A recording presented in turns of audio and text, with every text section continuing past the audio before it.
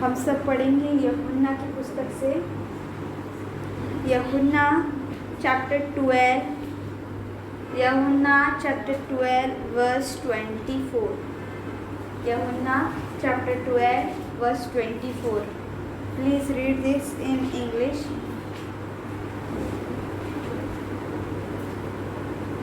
Truly I tell you, unless the grain of wheat falls to the earth and dies, it remains alone, but if it dies, it produces much fruit. Yes in Hindi में पढ़ो please. मैं तुमसे सच सच कहता हूँ कि जब तक गेहूं का दाना भूमि में पड़कर मर नहीं जाता, वह अकेला रहता है, परंतु जब मर जाता है तो बहुत फल लाता है। यस, जब तक गेहूं का दाना जमीन में गिरकर मर नहीं जाता, तब तक वो क्या है? अकेला है। पर जब वो मर जाता है, तब वो बहुत सारा यानी फल लाता है। बहुत सारा क्या लाता है? फल लाता है। मेरे प्रिय भाई बहनों, हमने बहुत सारे झाड़ देखे, जिसका हम लोग क्या लेते हैं? सीड लेते हैं। एक ही क्या हम लोग बहुत सारे 10, 12, 20 सीड लेते हैं? हाँ? नहीं, सिर्फ एक बीज लेते हैं। और वो जब एक बीज मिट्टी में जाता है, तब वो मिट्टी में मर जाता है। मर यानी सड़ जाता है। जब वो सड़ता है, उसके अंदर से एक बर्ड निकल कर आता है, पौधा निकल कर आता है। उसमें उसके अंदर से क्या आता है? पौधा निकल कर आता है। जब वो पौधा बढ़ता है, वो एक झाड़ में बदल जाता है। वो झाड़ सिर्फ ऐसे ही पत्ते लगाता नहीं है, वो फल देता है। वो क्या देता है? फल देता है। मेरे प्रिय भाई बहनों, सिर्फ एक बीज देखो, एक बीज डाला, एक मैंने एप्पल का बीज डाला और मुझे कितने एप्पल मिले? 100 एप्पल मिले। मैंने और वो एक ही बार नहीं मिलेंगे। जितनी बार उसका सीजन आएगा, उतनी बार मुझे फल मिलते रहेंगे, मिलते रहेंगे, मिलते रहेंगे। Isn't it? Yes. एक मैंने आम का बीज डाला, मुझे 50 आम मिले। एक बार नहीं, साल में मिलते जाएंगे। साल में जब समर हाँ, सालों साल मिलते जाएंगे। यस, समर में। तो मेरे प्रिय भाई बहनों, आज बाइबल भी हमें वही बताती है। आज बाइबल हमें आम या एप्पल के बीज का एग्जाम्पल नहीं दे रही है, बल्कि हमको गेहूं के बीज का एग्जाम्पल दे रही है। गेहूं जो हम सब खाते हैं, चपाती। यस, तो गेहूं का बीज बाइबल कहती है, जब तक वो मिट्टी में जाकर मर ना जाए, तब तक वो अकेला है। तब तक वो अकेला है। और जब वो मिट्टी में जाकर मर जाता है, जब वो मर जाता है, तब वो फलवंत होता है। तब वो फलवंत होता है। यीशु मसीह इस सेंटेंस में हमको क्या बताना चाहते हैं? हाँ, यीशु मसीह कहता है, सुनो, that I am telling you the truth, मैं तुमसे सच सच कहता हूँ, जब तक तुम लोग शरीर से न मरो और आत्मा से पुनर्जीवित न हो, तुम फलवंत नहीं हो सकते। तुम फलवंत नहीं हो सकते। एक व्यक्ति फलवंत उसे पैसा मिलने के बाद नहीं होता है। एक व्यक्ति उस फलवंत जब उसके खेत में बहुत सारे कौन यानी मक्का लगता है, तब वो फलवंत नहीं होता है। जब उसको गेहूं के बहुत सारा ढेर उसके इसमें लगता है खेत में, तब वो फलवंत नहीं होता है।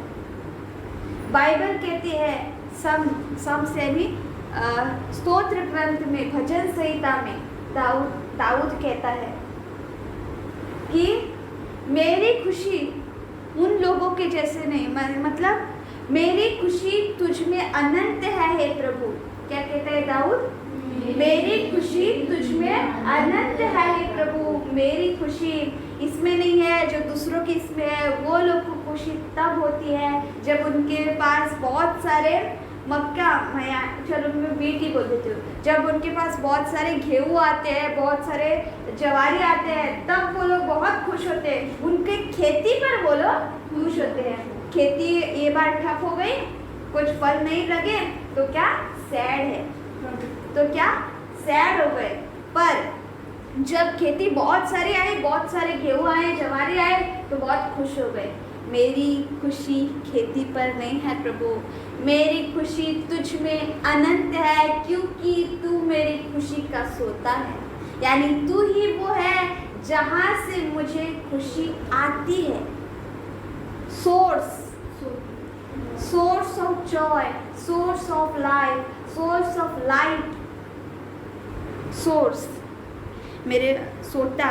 यस मेरे प्रिय भाई बहनों, जब तक हम शरीर में है, हम सोचेंगे कि हमारे फल ये है, खेत में कितने आए, पैसे कितने मिले, बैंक अकाउंट में कितना है, ये सब हमारे फल होंगे। पर एक आत्मा से भरा हुआ व्यक्ति, पवित्र आत्मा जिसमें है, उसके लिए ये फल नहीं है। फल क्या है जानते हो?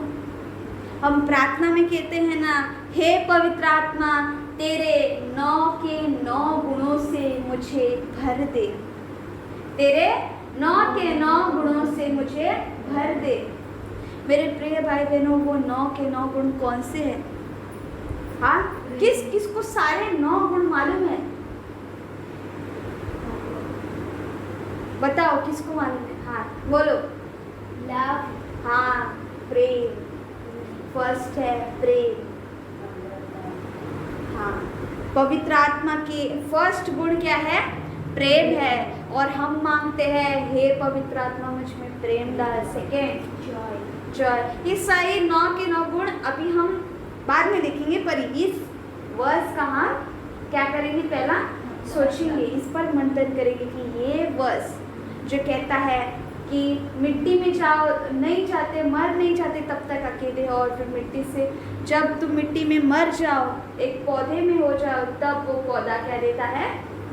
झाड़ के देता है, फल देता है। पौधा किसमें बदलता है? झाड़। और वो झाड़ के देता है? फल। मेरे प्रिय भाई बहनों, यीशु मसीह यहाँ पर बताना चाहता है कि जब तक तुम एक शारीरिक व्यक्ति हो, तब तक तुम अकेले हो। जब तक तुम एक शारीरिक व्यक्ति हो, तब तक तुम अकेले हो।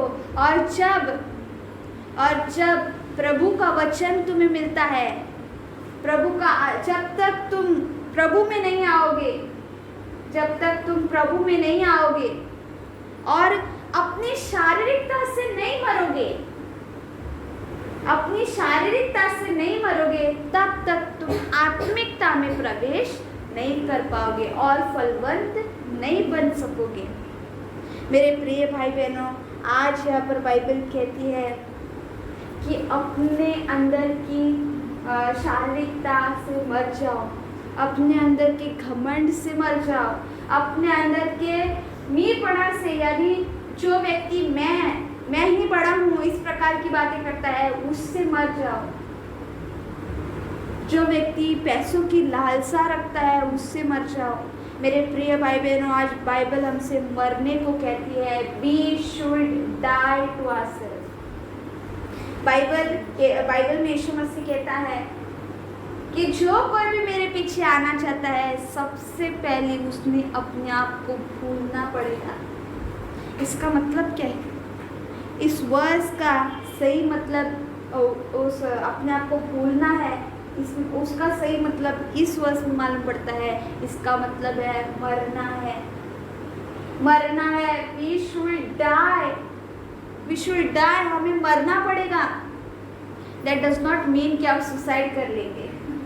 हाँ, इसका मतलब ये नहीं है कि हम मर जाएंगे यानी हमको सुसाइड कर लेना है।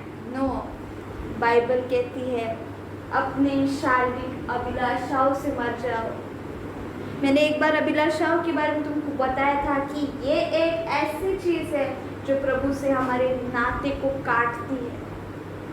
It breaks the connection between you and God.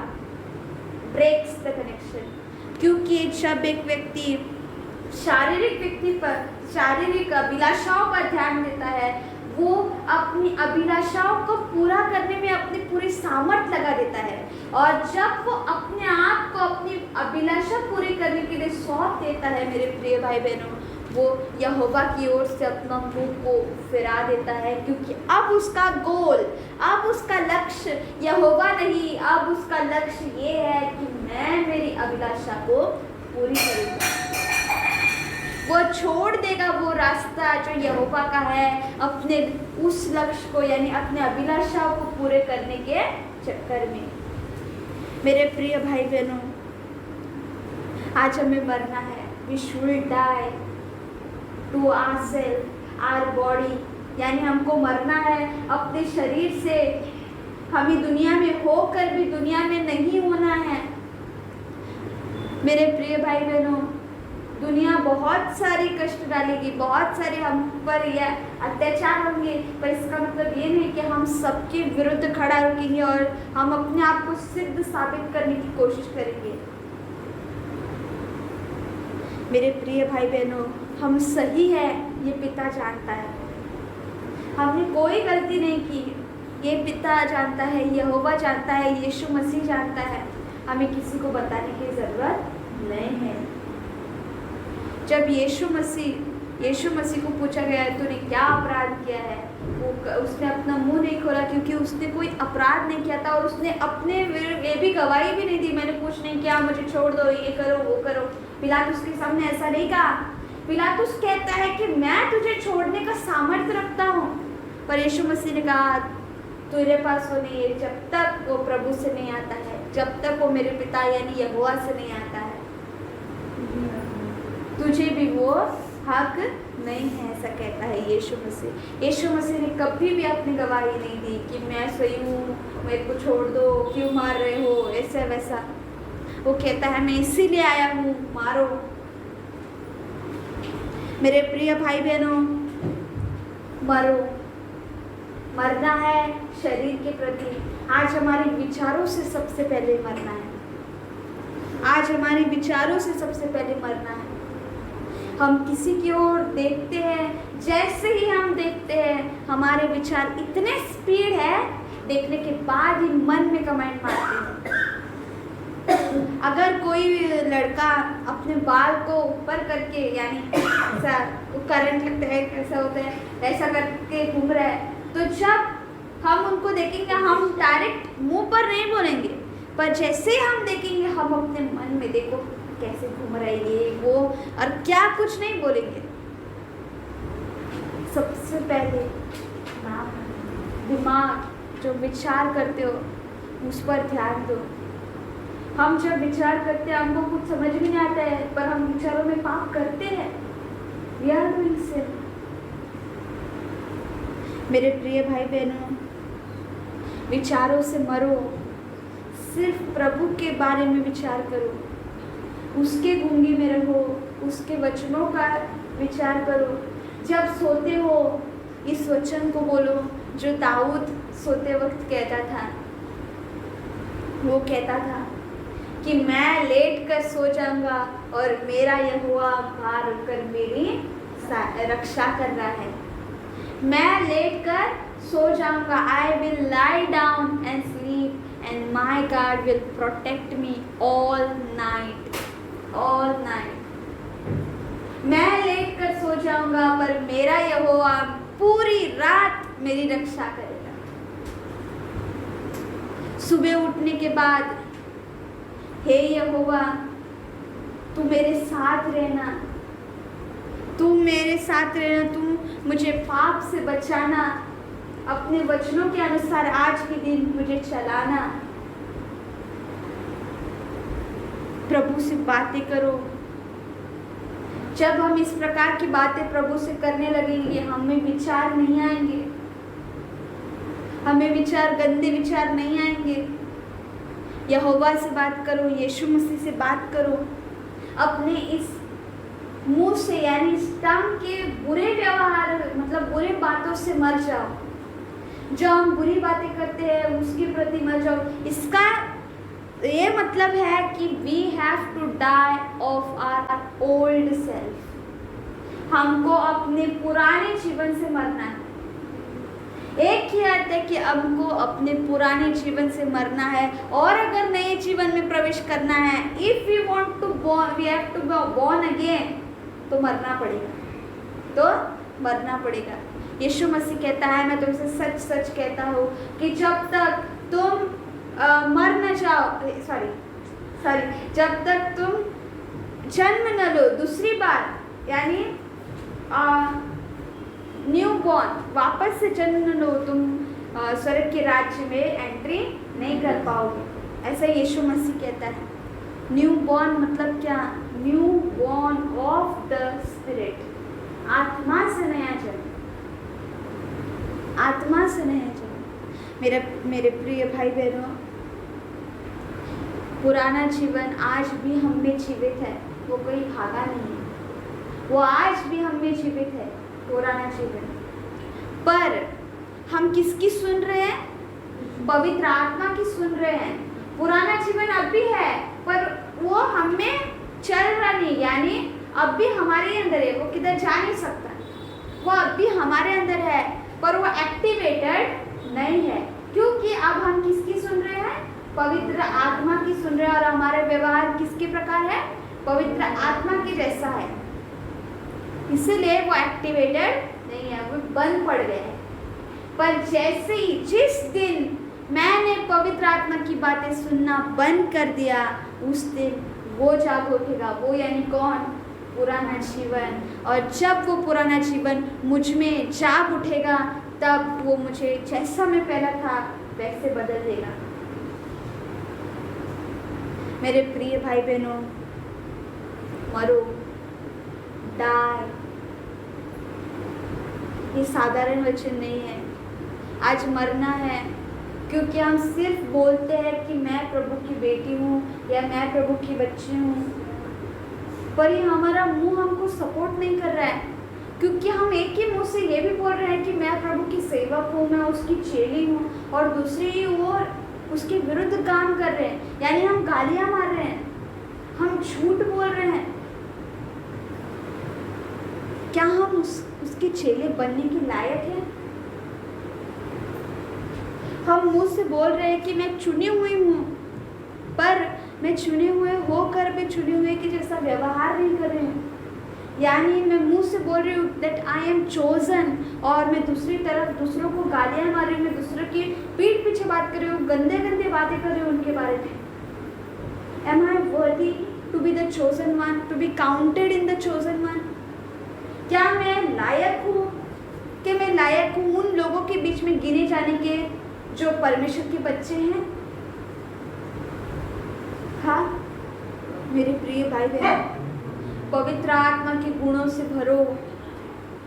जब तक हम बीज हैं, यानी जब तक हम शारीरिकता से हैं, हमारा कोई उपयोग नहीं है, सिर्फ हम लोग बीज हैं। पर जब हम आत्मिकता में प्रवेश करेंगे, यानी जब हम मट्टी में गिरेंगे, हम अपने आप में मर जाएंगे, तब जब हम पवित्र यानी हम आत्मा से जीने लगेंगे, तब हमारा फायदा इतना होगा कि हम फलवंत होंगे। हमारा फायदा हमारे भाई बहनों को भी होगा, और उस समय हमारी महिमा हमसे उसकी महिमा होगी। उसकी यानी कौन? यहोवा की, यीशु मसीह की। हमसे हमारे द्वारा किसकी होगी? यहोवा की, यानी यीशु मसीह की महिमा होगी। सिर्फ मुंह से महिमा मत दो, शरीर से यानी कर्मों से भी उसकी महिमा करो। मेरे प्रिय भाई बहनों, जब हम मट्टी में जाएंगे और तब हम अपने आप से मर जाएंगे, हम आत्मिकता का जीवन शुरू करेंगे, तब हम फलवंत होंगे। और वो फल कौन से हैं? प्रेम।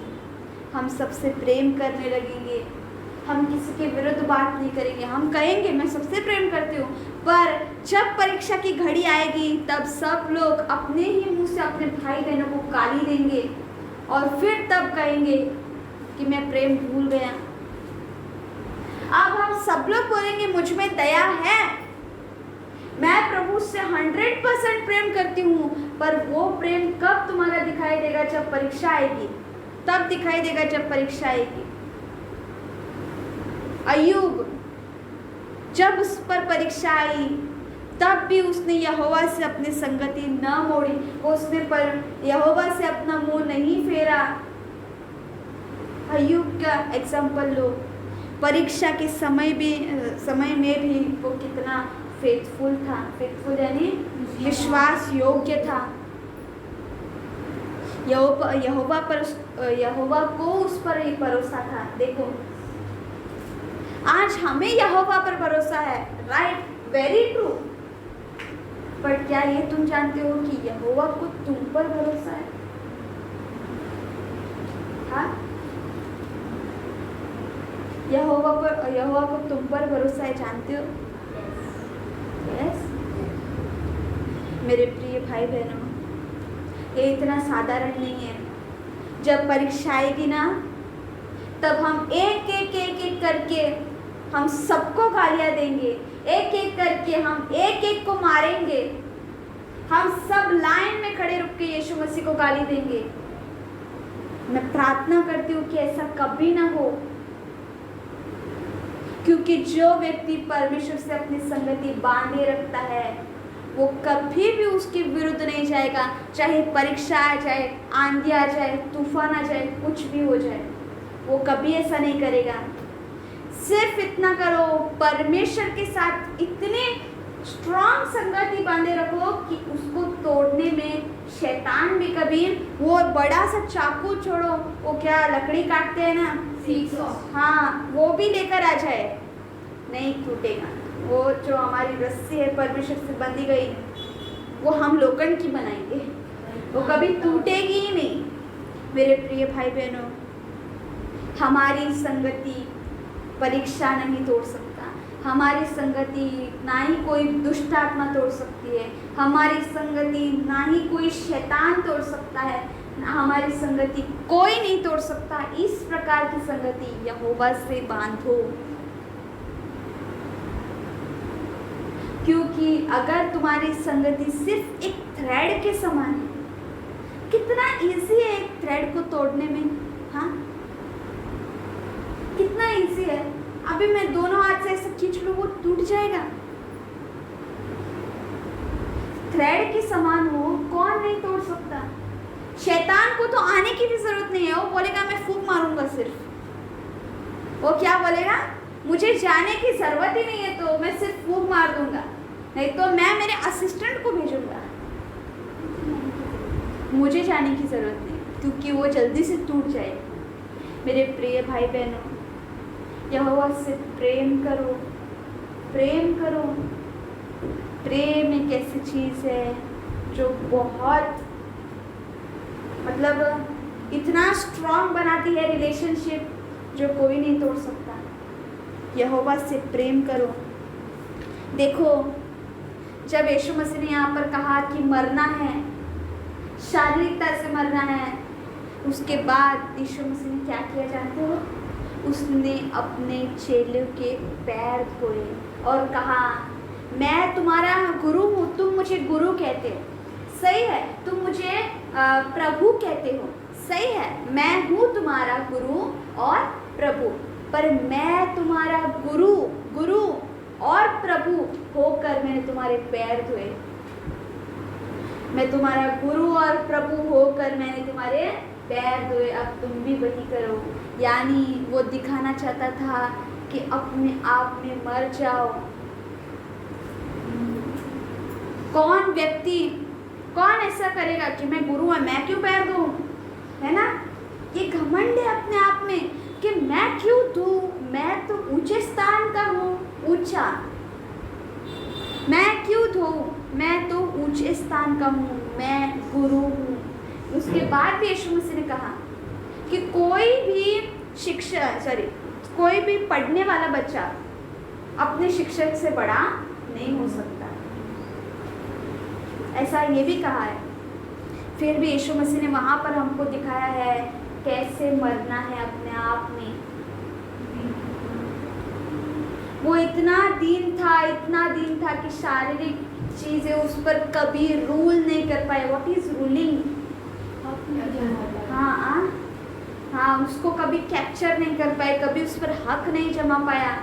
वो इतना दीन था, वो इतना मन का दीन था कि कभी भी कोई शारीरिक चीज़ उस पर रूल यानी उस पर हक नहीं जमा पाई।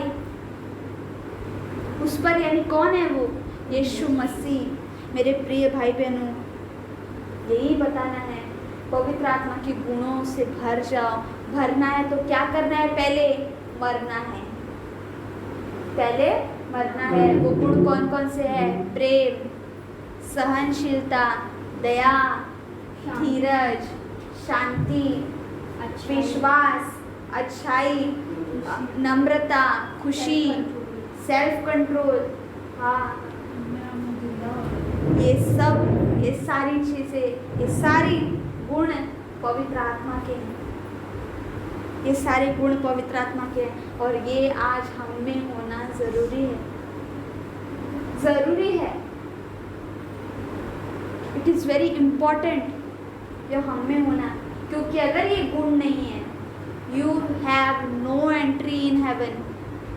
तुमको स्वर्ग में एंट्री नहीं है, नहीं है। प्लीज़, जो व्यक्ति अपने आप में घमंडी है, जो हमेशा चाहता है कि मैं बढ़ूँ चाहे कोई मेरे नीचे हो जाए, मैं बढ़ना चाहता हूँ।